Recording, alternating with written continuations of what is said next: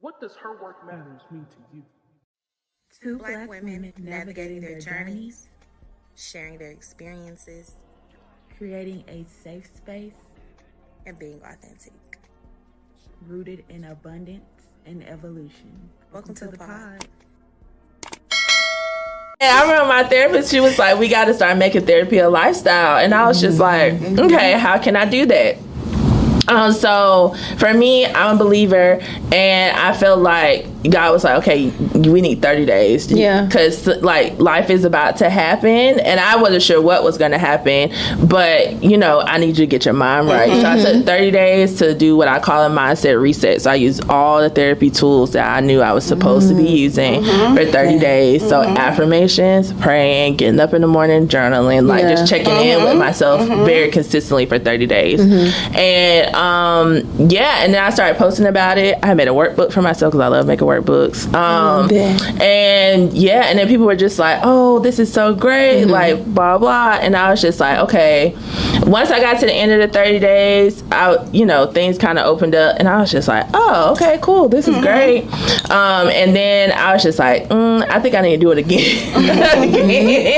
And I was just kept challenging myself, but I was like, this time I'm gonna add other people if you want to do it with me. And I created a broadcast channel on IG, and people joined in, and then I started sharing affirmations in there. We just started sharing resources, things I was using to help me create a more well life.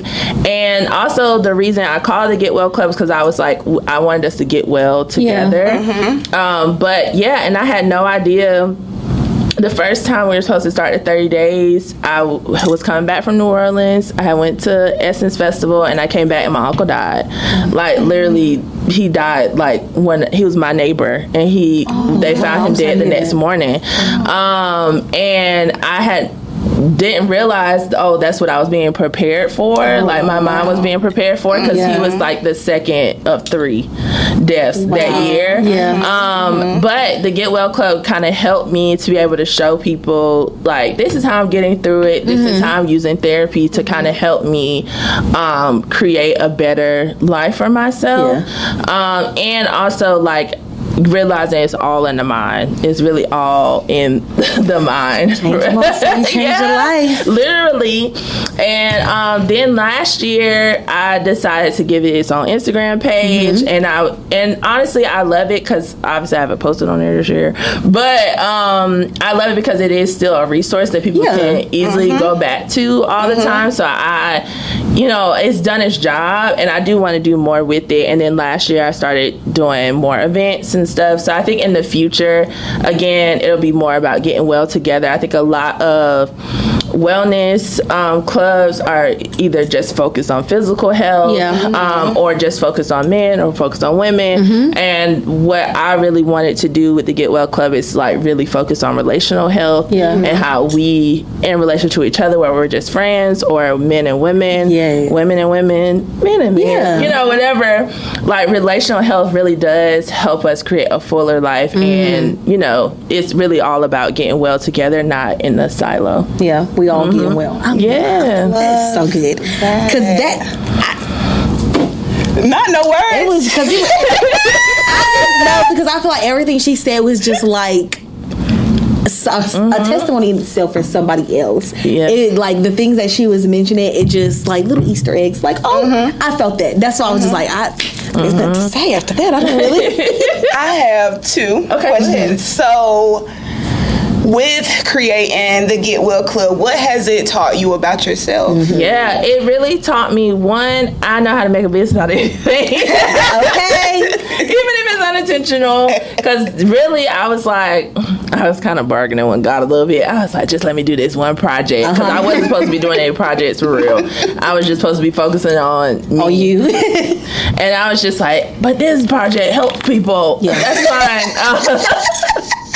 So I was like, just let me do this one thing. So I did learn that about myself. Like, I do love community. At the heart of things, I'm a servant, and I love serving my community in that way. But also I learned that it's really hard to convince men and women to decide that they want to, be in the same vicinity of each other, especially when it comes to healing. Because a lot of us feel like, oh, I can only heal with my girls. Vulnerability. I can only heal. For men, it's like I can only heal by myself. But I learned in therapy, like, it really is about how we heal with each other. Because I can't heal the abandonment wounds and all that stuff if I am not in relation to other someone. people. That's true. So how am I learning how to use my tools if I'm never in a place? Right. So I haven't quite figured out the solution for it, but doing the Get Well Club has been kind of like an eye opener for me on like how much we are separated when it comes to that. So, what does wellness look like for you, like in this season of your life? Yeah, wellness, I feel like changes every few years. But now, as I'm approaching 33, which sounds crazy, very serious, but it really looks like living a full life. Me and my therapist have talked a lot about living a whole life and what wholeness looks like for me, what wholeness looks like for me in relationship. And that's kind of what it's looking like right now. It's like, how can I create a full life, and not full of like things, you know, that I'm doing, but like quality. Full in a way of like, we have this thing called a life wheel that we use in therapy, and she often has me check in and just be like, oh, what would you rate every sector of your life? So my goal currently is like, how can I get every sector semi-balanced, right? So there are a lot of things, like career-wise, I'm fine. I don't need to touch that. I'm doing good. And it really took me a while, like I said earlier, to really reconcile with that. Like, you're good there. Let's think about how we can spread our wealth and our focus in other areas. So that's kind of what it's looking like for me right now. It's just like, oh, the career is fine. You know, I make decent money. I'm not starving, you know, and stuff like that. So now, where can we find other pockets in life that we need to focus on? I like you saying like the wholeness of yourself, because I'm 28 and I turned 29 this year, so I always be joking with her and I'm like, I'm pushing 30 because it's like, on one side I'm like, oh, this is getting serious because like the 20s are about to be over, and then on the other side I'm like, well, this is like a new beginning. It really is. So I'm trying to change my mindset around getting older, because I feel like growing up, there's like, I guess as you get older, it's not looked at as a positive thing, right? But I'm trying to look at it as like a start to something new. And you saying like wanting to be whole with yourself, I think I've seen that the changes with myself recently, like, not that I was materialistic, but not really caring about name brand things as much as I used to, or like not really caring about how I'm perceived as much as I used to, and like just little stuff like that I'm noticing that like you are getting older, like you're doing the work and the things that you don't think are actually happening, they're happening. Because how long I've been in therapy? I took a 2-year break, but I just started back like a couple months ago. So when I say you was on my doorstep, it was because when I was in therapy before, I can honestly say I was just going to like talk. And I can say a lot of my sessions during that time were about the same thing. And I wasn't really changing. It was just like, I'm just coming to keep talking about the same thing over and over again. But I will say, God bless my therapist at the time, because she was sticking in there. Like, she was really trying to like help me like come back around to like change the way you approach things, change the way like you showing up. But it was like I just had so many different I was in the season that I was in, I just could not change. Like, I was just so caught up in all the different barriers and challenges and stuff. So now that I'm starting over therapy, I'm like, okay, this time, like, you gotta do the things. Use the things, and that's really hard. And I would say 2023, I would say, was like the best year. I had a really good year that year. And in therapy, that's also when I turned 30. But in therapy, she was just like, yeah, you're gonna wake up one day and after you turn 30, she said nothing gonna matter for real. She was like, and you're gonna be like, I don't care about that. And I was just like, girl, that could be me. Listen, because Miss care about everything. Literally. And then the next thing I know, I'm coming to her and I was like, girl, I'm having conversations with my friends. I said, I'm hearing it very differently. And she was just like, I told you. And I was like, I know, but when I really sat with myself and I had to seclude myself for a while last year to really just hear myself, hear my thoughts, come up with my own opinions and stuff like that. And I feel like that is what happens on the other side of 30. And also it takes some maturity to be like, I wasn't using that well the last time. Yeah. And now I know, like, oh, okay, I need to be doing this differently. Facts. I need to be taking the advice, and stuff like that. Because I was like, honey, I pay you way too much every month to keep coming back to you every month and be like, yeah, and not doing nothing for real. Like I'm just coming to vent. That's what I was spazzing out, crashing out like I had never been to therapy a day in my life. Like, and I was like, sister, Bria, you was on my head, girl. Oh Lord, because me and my therapist, we just had this conversation probably like a month ago, and this will be my 4th year on therapy, I think. And we were talking about, I was just telling her, I was like, I'm just tired. I was like, nothing is changing. I feel like I had a really hard year last year, but a good year at the same time. Yeah. And it's like everything is just going like this because like I'm trying to recover, but also it's like be grateful because you had the things that you wanted. Be grateful, but it's hard. Like I'm hurting. And the whole time I'm talking, and she was like, yeah, I think you're finally tired of yourself and you have to do something different, and you're seeing it. Yeah. You have hit your wall. Yeah. You have hit your wall. My therapist told me one time, I came to her and I was telling her about a situation with a guy. And I was telling her, and she was just like, well, I think what's happening is you want the circumstances to change. She said, but you want to change your behavior. And I was just like, points are made. I was like, dang, girl. Okay. When I tell you, had to sit with that one. Yeah. I can't wait to send her this when it come out. She'll be like, oh, thank you. Because I go to her once a month now. I'll be like, every month, I'll be like, goodbye. Yeah. Close computer down. Absolutely. But yeah. Like that sometimes. And I feel like the more that I am actually actively using my tools, now when I go to therapy and I'm talking through the problems, it feels better. It doesn't feel like I'm coming here crashing out and I need you to help me gather my tools so I can figure it out. It feels like it's starting to more so feel like this would happen, this is how I handled it. Yeah, I need to talk through it, and then it doesn't feel like, okay, what do I need to do next? Yeah, because I would do emergency therapy sessions after I would have a crash out, and I'm like, girl, so this is what I did, and she'd be like, okay. And now it's just like, okay, so this happened, I did this, I did that. She'd be like, okay, I'm so proud of you, now let's dig deeper. And I'm like, okay, because that was deep for me. I was like, that was deep. I thought that's what we were doing. What are we doing? But yeah, it's really, I think like in my 30s has definitely been like me using my tools and also just being able to learn how to weed out, what I don't need and what I don't need to hear. I think also what's prompted me to start the Get Well Club too is because I wanted as much as possible to try to weed out the toxicity online as much as I could, where it's just like, I am not here to give you advice. I'm just saying like, oh, these are some ways you could change your mind. One, because I'm not a licensed professional, but like this is some ways I changed my life. Here's some affirmations, and here's some resources that you can use to create your own track, and not be able to listen to so many people online that's telling you all of these things that will just wind you up in the same place you already are, which is alone. That's true. Sometimes for some people.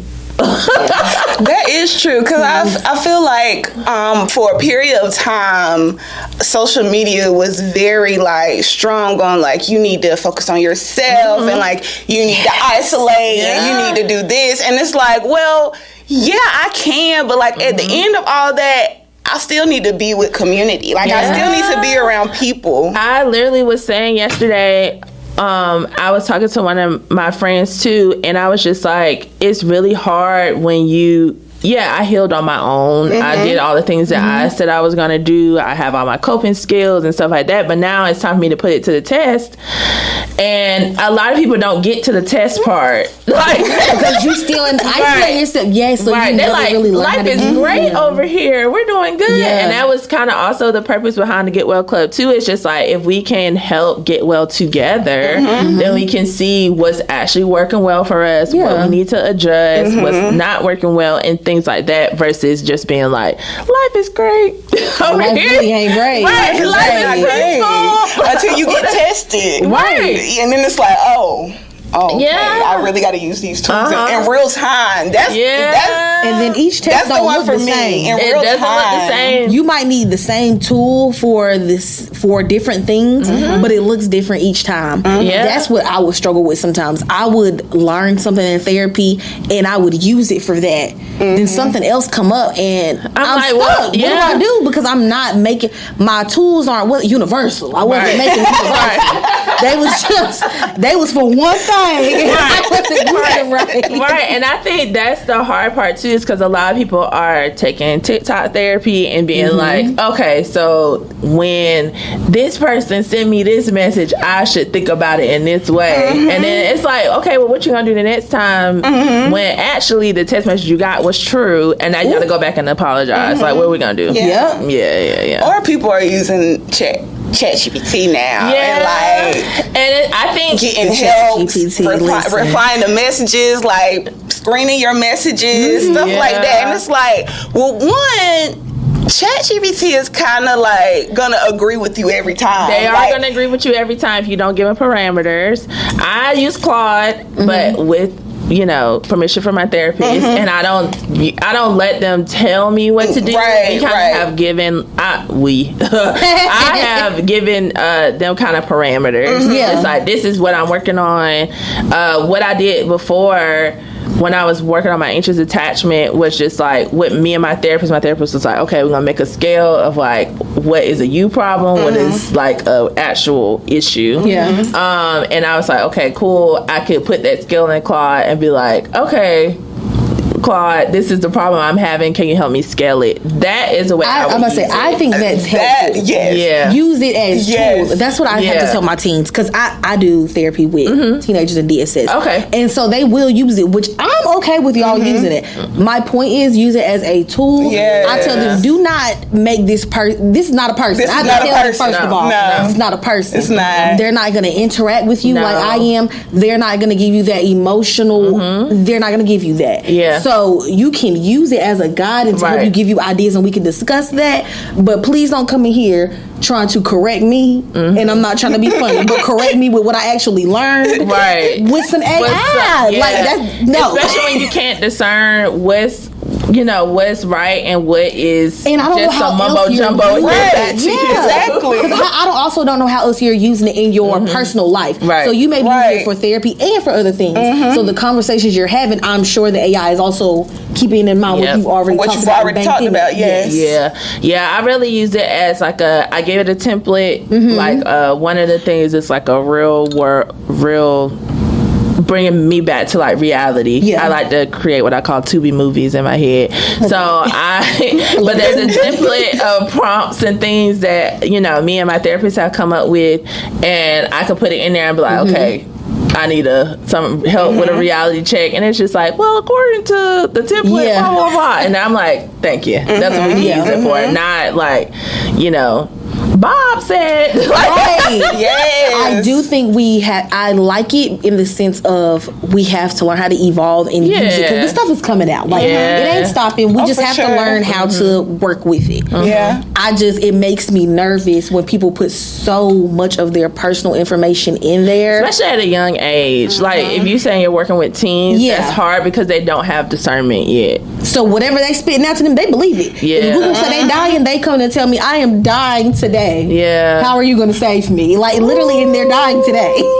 Now, actually. I don't know about that. I'm like, even as adults, we have a hard time with discernment. So. That's true. That is true. I think it just have to be cautious with how we use it. I definitely think it can be helpful with people who like use it as an assistant, I think that can be helpful. Yeah. Or using it as a guide or a template, because I put stuff in there where I'm like, I just need to keep track of something, and it's easy to do it. Yeah, like that. right. So, That is true. Yeah, I don't think it's all bad. No. It's not all bad. Just don't be like depend on it. Yeah. Help you live your life. I'm like, I still pay my therapist once a month. Like, Yes. Now I'm not going to cancel my therapist and be like, girl, I got you know Claude. what? I don't need Me you. and Chad Okay. locked in. Because Claude said, Right. She'll be like, all right, and we're getting you evaluated. okay, she gonna play. We're gonna have to do something else for you. All right.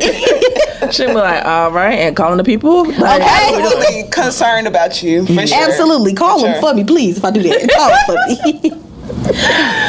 So my final question I have, because like you know, our podcast is called Her Work Matters. Yes. So I would like to know what you think, or why you think your work matters to the community, or why it matters to the community that you are promoting it to. Like, what matters? Yeah, that's a good question.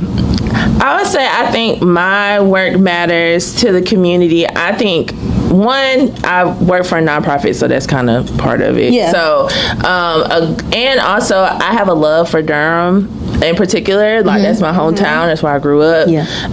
And I have a sense of loyalty to them in any way. So, like, even bringing the Get Well Club, like, into fruition and deciding, you know, to do events in Durham, to share Durham resources and stuff like that, that was a big thing for me, because I want my community to always, you know, be in good standing and be well. And I think it's also a critical time for us to really, you know, get in touch with our mind. And also I would say just my work in general is always here to help the Black community. And and I think it's just always important, again, if we can make sure that our mental health and things are intact, then we won't have to worry about too much what's going on. We can have clearer minds, understanding where we are, understanding that everything works out for us. And it's just really important right now. For sure. I'm gonna say, yes, all of that is. It really is. Honey. Everybody needs to get their mental together. Everybody need to get well. Literally. Get well. I'm like, even for me, some days I'm just like, whoo, this is a lot. I don't know is a lot. what's going on. It's like- It's exhausting Yes. at the same time, because I'm like, I'm supposed to have hope for, like, you know, all these different things that I want to do, the life I want to live, and yet it's so much going on in the background. And I'm just like, it's like I'm being hopeful, but the fire behind me is still hot on my back. It's hot. The buildings are burning. That's it's like that meme with the dog. It's like everything's fine. It's really not. It's really not fine. But really, I mean, most days I just have to be like that dog. I'm just like, everything's fine. And it's gonna be fine. It's like, gonna be fine, you know, even if it's burning right now. Yes. I love that. Well, thank you so much. Is there anything, because we always want to allow people to promote anything they have coming up? If you have anything that people can follow you on and engage with you, we want to, like, you know, give them a chance to be able to keep in touch with you. You can follow me on all platforms pretty much at ByBriaLynn. On there, really, the stories is where it's at. The stories is where it be popping the most. Where on the hat, y'all. The feed, they get things here and there, you know. But the stories are where it's most popping. It's where I share what I'm doing day to day some days, and also just where I share a lot of resources, feelings, what I have going on, how I'm, you know, adjusting to, you know, being more whole and well. And then also you can follow the Get Well Club at the Get Well Club on Instagram. On Instagram, and there you can see affirmations. It's about 3-4 months full of affirmations, so if you need one, it's one in there for you. And also if you want and are interested in the 30-day mindset reset, that's also available on there. So you can always click the link in the bio, get the full workbook for free, or you pay what you can. And then it's other resources as well, so like how you can get discounted gym memberships, and different organizations that are doing wellness events as well are on there. Okay, well, thank you, Bria. Y'all go get well. Okay, yes, y'all go check her out, because I'm telling y'all, Bria be having a time. I feel like I'm one of the homegirls. Like, I'm a fun girl. We had a good time. You was not there. That's what people tell me all the time. They be like, like, you be having a blast. And I'm like, I have to. Yeah, and I love how you show up on social media. Like, you just post. It feels like you just post and go. And I love really that. do. That's how, and I'm like, I love that. I wish I could just post and go. I just be overthinking too much for no reason. Like, yeah, you really can't overthink it too much. I like to think of Instagram specifically, especially stories, as just like a way for me to get off my thoughts. I'm just like, today, y'all, I went and got BOGO and the butt cakes. Also, I guess I went and got my BOGO too. But yeah, so it's just like, I want people to feel like we're in community together, but also that is a way that you build trust, and that has been a good way for me to be able to slowly insert in, like, go to therapy, and you know, underneath it all, get some help, y'all. Get some help. Talk to the lady, okay? Like, that lady ain't gonna bite you, I promise. She's not. And neither, you know, the lady, the man, she is. the babe, whoever, you know, somebody to help you out. Okay. Yes, and we'll definitely have some resources in the link to provide therapy resources too locally. Did you have an affirmation today? I did. I'm about to say I have one too. So we always end with an affirmation. If you have one, that's you can say yours. If not, that's fine too. No pressure. Cool. Let me see, because I ain't gonna lie, I kind of had a few in my mind. Well, I mean, whatever's on your heart, you can say all three. I'm gonna go with two. I have two. That's on my mind. So my first one says, the right moments aren't urgent. They don't rush in and shout. They feel like a gentle nod, a little yes from life itself. I love and I like that one because I just felt like it felt fitting for being in the right place, the right time. Yeah. I felt like us having this today was just aligned so perfectly. Yes. So I was feeling that one. Yeah. And my last one says, life was always supposed to be fluid, ever evolving, growing and evolving. So we should always be moving. We should always be doing that. Rest is important, not mean like that. Like, it's okay to just be flowing, evolving. Everything doesn't have to be curated, planned, right? Figure strict, it out. like we said. Everything don't have to be strict. So gotta stick to the program. Yeah, we know Miss. But I don't even know what the program is. That be the thing. Like, what are you sticking to? Who told you that? Who made this up? The manager in the back of your head told you that. She needs to sit down, like her in her briefcase. My affirmation is, I honor my own rhythm, celebrate my progress, and give myself grace in every season of my journey. I love that. I like that, honor my own rhythm, because I'm going at my own beat. Like, I don't. Nobody else is. I love that. I don't see nobody else. It's my lane. Period. Yes. I would say mine is, which, you know, it really got me the other day, which is to starve your anxiousness. Ooh. Yeah. Ooh.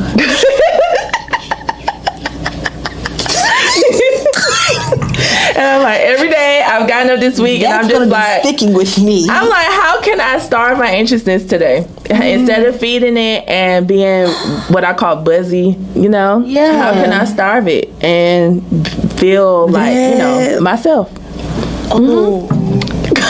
That is so good. Because as somebody who is always anxious, I'm gonna have to just start saying to myself, how you gonna starve this anxiousness? How we gonna It's just for me, I'm just gonna have to do all the things that I'm anxious about, all the stuff that I overthink, all the stuff that I take time. Because really, I spend so much time thinking about a thing I could already did it. Yeah, that's true. You could already did it. You could have seen what the outcome was, and then it work from there. Like but no, you just starve that. Yeah.